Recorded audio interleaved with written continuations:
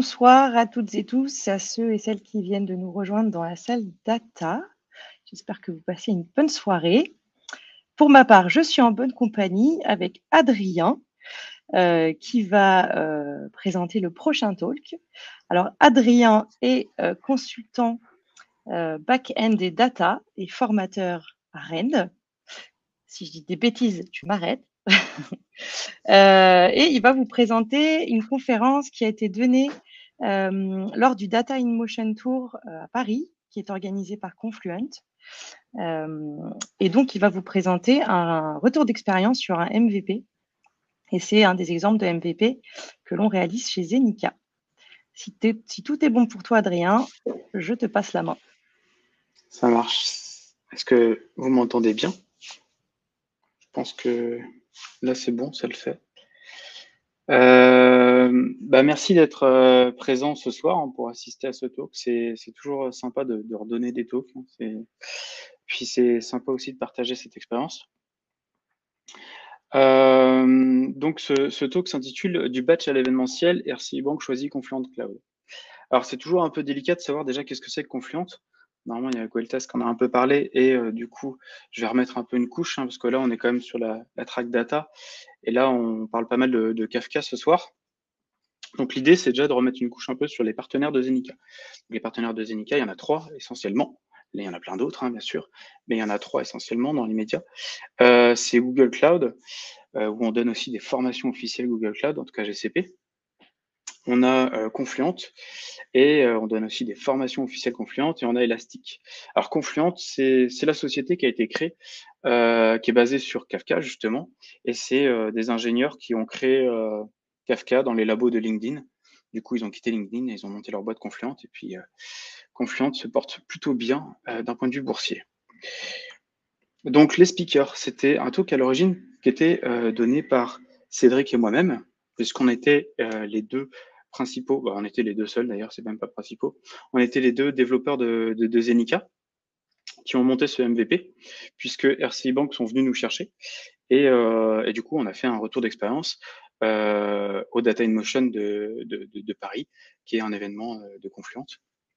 Donc, il y avait Cédric Bertrand, architecte data et formateur, et moi, du coup, Adrien Vathès, qui était justement, comme l'a dit Julia, je suis un consultant et un formateur. Ce qui était assez intéressant, c'est qu'on était aussi des formateurs certifiés et aussi qu'on avait la certification Google Cloud Architect.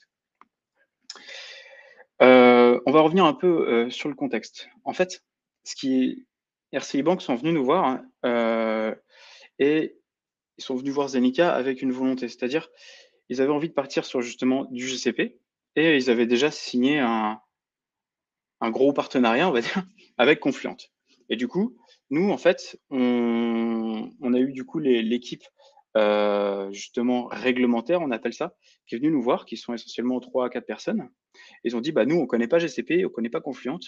On a surtout l'habitude d'ingérer des fichiers dans une base de données Oracle, de faire des gros traitements de batch. Quand les traitements de batch, ils plantent, on les relance. Et après, ça reproduit des fichiers derrière. Donc, en gros, c'était à peu près ça, on va dire. Je fais un peu, entre guillemets, le côté grossier de la chose, mais c'est à peu près ça. Et l'idée, du coup, c'est qu'est-ce qu'on entend par réglementaire? Ce sont des calculs d'indicateurs. Donc, on a tous les 3 mois des gros calculs qui sont faits pour le reporting à la BCE. Le reporting à la BCE, toutes les banques doivent fournir des reportings à la BCE. S'ils ne le font pas, ils sont des grosses amendes. Ça arrive assez souvent, et on n'a pas envie de se prendre des amendes en général. Moi, comme une banque, en fait. Et l'idée, c'était de ces indicateurs-là, de les basculer sur une plateforme dite événementielle, et en plus de ça, de partir sur du cloud. Donc, on avait vraiment plein d'enjeux en même temps. Et on avait du coup 3 à 4 personnes de RCI Bank qui n'avaient aucune notion d'Apache Kafka, aucune notion du cloud. Ils en avaient, mais voilà, après, faut les accompagner là-dessus. Donc en fait, on avait vraiment un côté assez complexe qui est de basculer toute cette ingestion de fichiers sur partir dans un bus de messages, convertir tout ça en messages, etc. Donc voilà, les objectifs, c'était quand même de déployer la solution et de former les équipes, puisqu'on était sur un MVP. Donc on crée quelque chose qui est plutôt concluant, et après, on les accompagne. Et après, voilà. Moi, j'ai essentiellement fait un talk quand même qui est plutôt sur l'organisation d'un projet data, plutôt que vraiment la complexité du projet data en tant que tel. Puis un peu pour faire de la pub sur les technos qu'on a. Et de temps en temps, on a des MVP qui sont sympas. C'est pas tous les jours les projets comme ça, mais bon, voilà. Là, c'était un MVP qui était pas mal.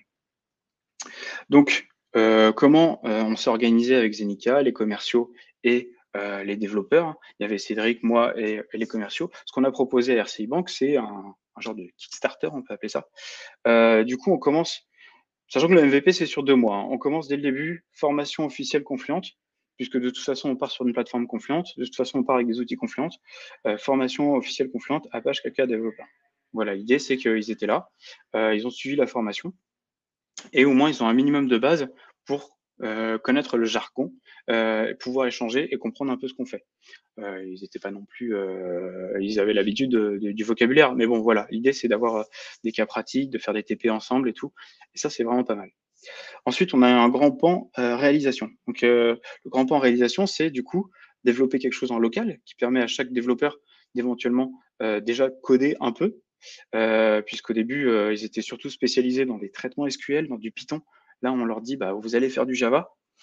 Ils étaient un peu réticents, mais bon, il faut quand même savoir que dans le milieu bancaire, le Java a fait ses preuves et du coup, bon, ça passe en général plutôt bien. Et après, il fallait aussi mettre en place une plateforme cloud. En tout cas sur Confluent, ça, il n'y avait pas le choix. Et l'idée, c'est quand même sur ce grand pan de réalisation, dans un premier temps, de fournir de la valeur rapidement. Donc, on a un cas métier simple, un indicateur. Il y avait 80-100 indicateurs à calculer. Bah, partons sur quelque chose, on calcule un indicateur, on fait la chose de bout en bout. Et en plus de ça, on industrialise le tout. C'est-à-dire que on a des partenaires Google, on a des partenaires Confluent Cloud. Donc, bah, nous, on a un GCP, on a un Confluent Cloud. Donc, en fait, on se fait un peu, entre guillemets, affranchi des barrières qu'on peut avoir au sein des contraintes bancaires, au sein des contraintes DSI bancaires. On est parti directement sur le cloud de Zenica, sur le Confluent Cloud de Zenica, pour voilà, setup rapidement un environnement et ne pas trop avoir de limites. Ensuite, il fallait un pipeline d'automatisation, quand même, il faut un minimum d'industrialisation. Il ne faut pas se dire que voilà, mon projet il marche sur mon poste, ça va marcher très bien pour la suite.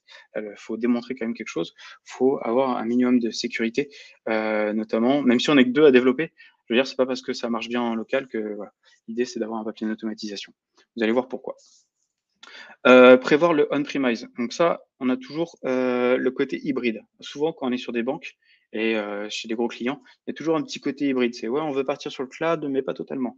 Et ça c'est assez compliqué. Ça, on le voit du coup durant la formation, durant la certification Google Cloud Architect. Il y a pas mal de questions justement sur le côté hybride. Un livrable reproductible sur n'importe quel cloud. C'est pas parce qu'on est parti chez Zenica, c'est pas parce qu'on est parti sur le cloud de Zenica que ça ne doit pas marcher ailleurs.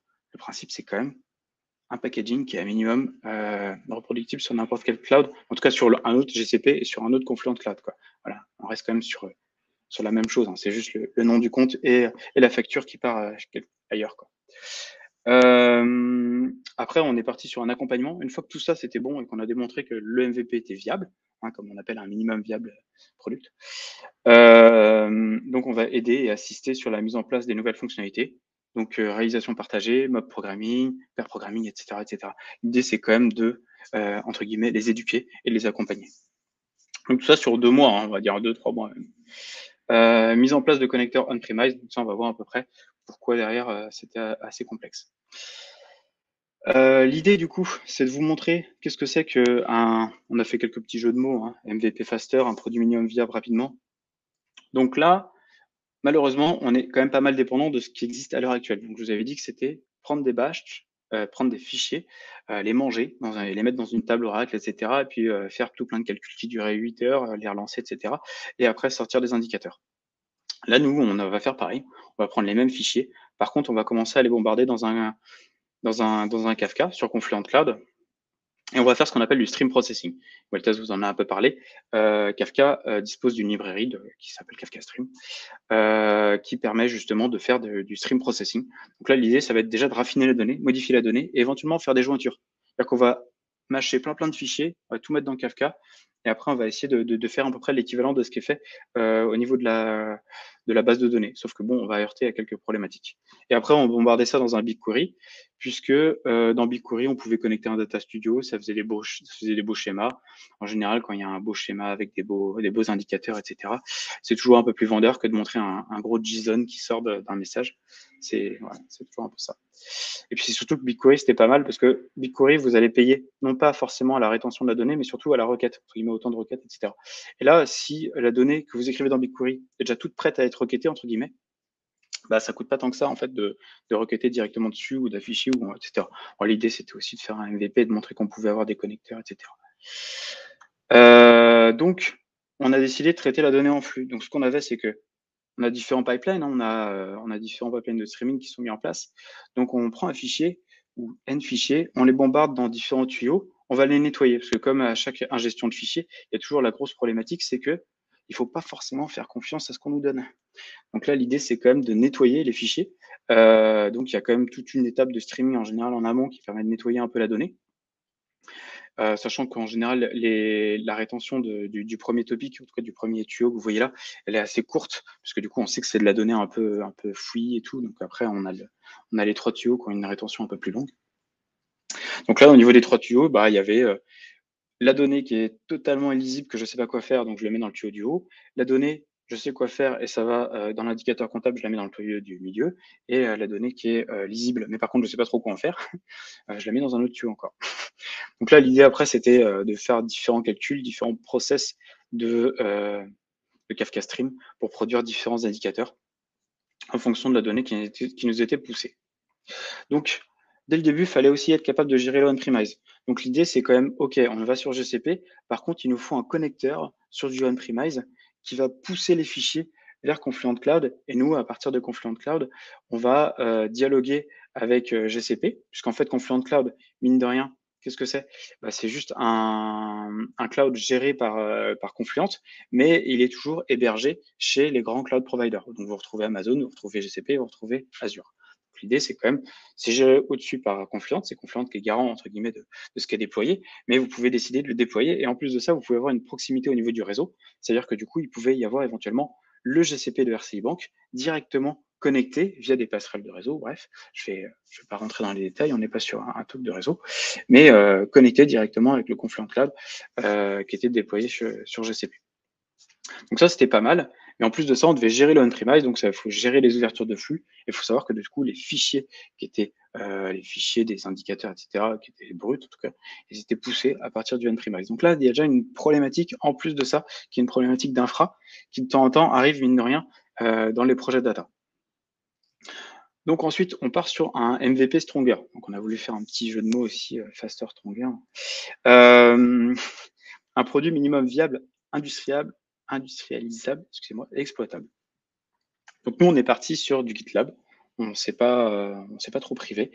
Un des avantages, comme je vous ai dit, c'est qu'on avait le cloud de Zenica, on avait le Confluent Cloud de Zenica, le GCP de Zenica, et du coup, on est parti sur un GitLab, voilà, entre guillemets, pour produire de la valeur rapidement.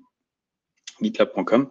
Et ce qui était pas mal, c'est dans ce pipeline-là, c'est qu'on a voulu monter des environnements à la volée. Vous retrouvez une première brique. Tout ça, ça a été fait via Terraform pour industrialiser le côté GCP. Et en plus, on a utilisé une CLI qui a été produite par Confluent Cloud qui s'appelle C-Cloud Stack, un truc comme ça, qui permettait de démarrer tout un Apache Kafka du côté Confluent Cloud, etc. Donc là, en fait, dans la première étape du pipeline, vous avez la possibilité de créer un environnement à la volée. Après, derrière, il y avait les packages. Vous allez me dire, ouais, mais il n'a pas testé. Ah si, je vous promets, j'ai testé, c'est dans le package. De toute façon, ça sert à rien de produire un package si les tests ne passent pas. On est d'accord. Et après, bah, j'avais la production des images. Donc, je poussais les images Docker, bien sûr. On est sur de la containerisation. On fait tous maintenant de nos jours un peu plus ou moins du Docker. Même tous, plus ou moins en tout cas de la containerisation. Et après, on déployait ça du coup dans Kubernetes. Donc, on déployait le Kafka Connect. On essayait de mimifier un peu aussi le principe de on-premise et tout, ce qui n'était pas toujours évident. Donc, on avait le poste du développeur et puis du coup, on essayait de déployer directement les données dans le Confluent Cloud. Et puis après, c'était Confluent Cloud qui dialoguait avec le cluster Kubernetes pour tous les traitements de Kafka Stream. Du coup, on profitait de Kubernetes pour tout ce qui était scalabilité, etc., etc. Voilà, le principe, c'est qu'on dégainait les outils qu'on voulait. On était totalement libre là-dessus. Mais bon, voilà. Fallait quand même s'assurer que du côté RCI Bank, il y avait de quoi maintenir l'intégralité de l'infrastructure. Mais en général, ça allait. À chaque fois qu'on faisait des petits entretiens, c'est juste que l'équipe réglementaire n'était pas trop. Voilà, ils faisaient que du règle, quoi. Et derrière, il y a un dernier pipeline qui a pour but de détruire l'environnement. Donc ça, c'était vraiment pas mal. C'est de pouvoir créer des environnements à la volée. Donc déjà, on s'assure que le packaging au niveau de Confluent Cloud et au niveau du GCP, il peut être reproductible. En tout cas, on a un minimum d'infrastructure as code, on va dire. Et après ça, on a un minimum de validation et de déploiement continu, entre guillemets, pour justement ce qu'on développait. Et ça, de toute façon, eux, ils avaient GitLab, eux, ils avaient du GCP, eux, ils avaient du Kubernetes, voilà. Toutes ces briques-là, mine de rien, on les a choisies, mais bon, ils le font aussi. RCI Bank, c'est quand même un client assez moderne, on va dire. Donc après, on a généralisé ça à plusieurs flux. Donc on avait plein de fichiers. On s'est dit, tiens, on va continuer à faire plein d'indicateurs, etc., etc. Et tout ça, on balançait ça dans BigQuery. Et on avait un beau Data Studio qui nous donnait un beau dashboard, qui donnait des bons indicateurs. Sauf que, attention, j'arrive à la conclusion, mine de rien, c'est pas toujours, voilà. On a quand même buté sur pas mal de problématiques. Donc l'idée, c'était les connecteurs SAS, ceux fournis par Confluent, ils étaient quand même assez limités au niveau du paramétrage. Vous avez beau avoir, comment dire, du SAS, c'est très séduisant. Et le SAS, quand vous voulez pousser loin le paramétrage, souvent, vous ne pouvez pas. Du coup, vous êtes obligé quand même de déployer vous-même le connecteur. Donc, de toute façon, le connecteur, on savait qu'on devait le déployer sur du on-premise, mais on a voulu quand même tester du côté de Confluent Cloud. Peut-être que maintenant, ils ont amélioré le paramétrage, etc. Et voilà, on est quand même très limité sur les connecteurs SAS fournis par Confluent Cloud. Mais bon, c'est peut-être que maintenant, ils ont amélioré la chose. Pas de SMT possible. Qu'est-ce que ça veut dire SMT? C'est du Single Message Transform. Donc là, c'est quand votre connecteur, il va prendre le fichier. Nous, ce qu'on faisait, c'était des fichiers avec des patterns assez horribles. C'était des délimitations. Sur 80 caractères, vous avez ça. Sur 80 caractères, vous avez ça. Quand il y a un blanc, du coup, tu passes à la suite et tout. Donc, Single Message Transform. Le principe, c'est d'avoir le fichier. Et dès le début, dans mon broker, dans mon Apache Kafka, sur mes topics, j'ai au moins un message que je peux comprendre au format JSON ou des choses comme ça, ou peu importe, mais bref, que j'ai au moins la possibilité de le comprendre, parce que la donnée brute du fichier, c'est assez, voilà. Après, à manipuler sur la programmation orientée objet, etc., c'est pas toujours top. Donc voilà, l'idée, c'est quand même de pouvoir transformer ce fichier-là, de faire des objets parlants, et des objets aussi métiers, parce que mine de rien, on code du métier, et après d'envoyer ça dans Kafka, donc c'est du single message transform.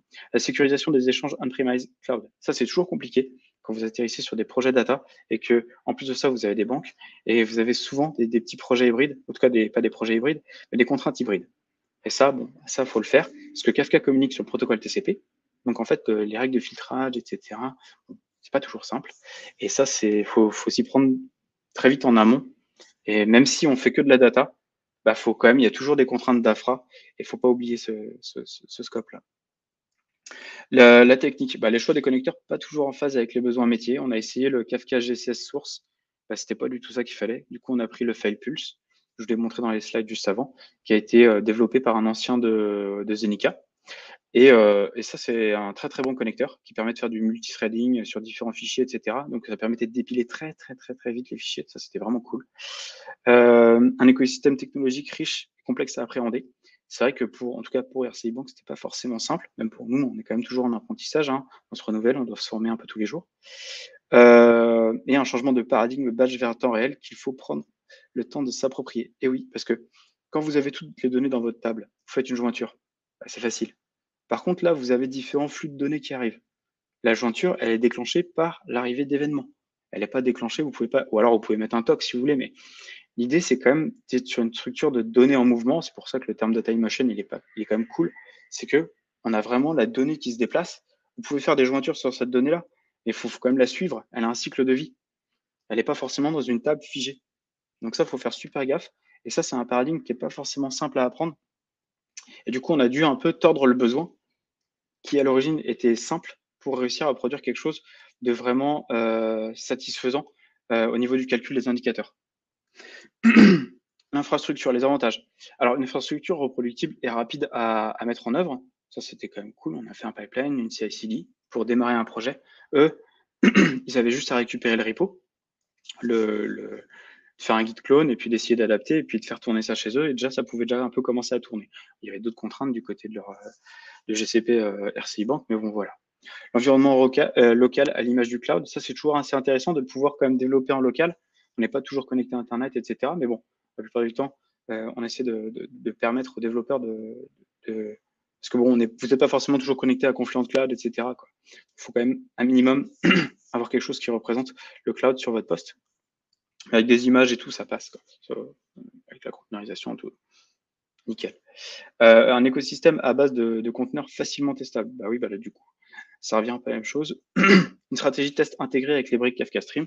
Walter vous a un peu expliqué, il faut faire quand même du clean code. Il y a pas mal de bons principes à avoir, notamment sur Kafka Stream. Et il y a plein d'API de tests pour Kafka Stream. Ne vous inquiétez pas, c'est pas le genre de choses. Oui, ils ont développé les fonctionnalités, mais il n'y a pas les tests. Non, non, vous pouvez quasiment tout tester. Et les premiers pas technologiques, justement, ils ont été franchis vers la mise en œuvre d'une solution événementielle. Donc, voilà, on a essayé de trouver un bon compromis. C'était pas forcément simple, on est quand même dans l'éducation aussi d'un client. Le suivi des coûts intégrés était vraiment cool. Ça, pour le coup, il y a, OK, vous connectez Confluent Cloud et GCP ensemble, vous pouvez avoir le genre de partenariat d'activer. Mais du coup, la facture tombait sur GCP. Mais sur GCP, vous voyez que vous payez du Confluent Cloud. Et du coup, du côté Confluent Cloud, vous pouvez voir un détail beaucoup plus précis de ce que vous consommez, notamment en termes de données. Et du coup, ça, les clients sont pas mal friands parce que, bah voilà, on veut toujours savoir où part l'argent quand même, mine de rien. Ça a beau partir, il faut quand même savoir où part l'argent. Et ça, c'était vraiment pas mal. Ça, l'outil de facturation de Confluent Cloud était vraiment sympa. Ça permettait vraiment de quantifier, de savoir si c'était les bons choix ou pas. Alors déjà, je vous remercie. C'était vraiment top. Je crois qu'il y a une petite zone de questions, si vous voulez. Il n'y a pas de souci pour échanger sur la partie de ce projet-là, les contraintes, etc., ou même réexpliquer certains aspects. Je vais me faire un plaisir de répondre aux questions. Je crois qu'elle est juste au-dessus. Donc, ne pas hésiter à y aller. Je vais y traîner pendant 5 à 10 minutes, histoire de répondre à toutes les questions.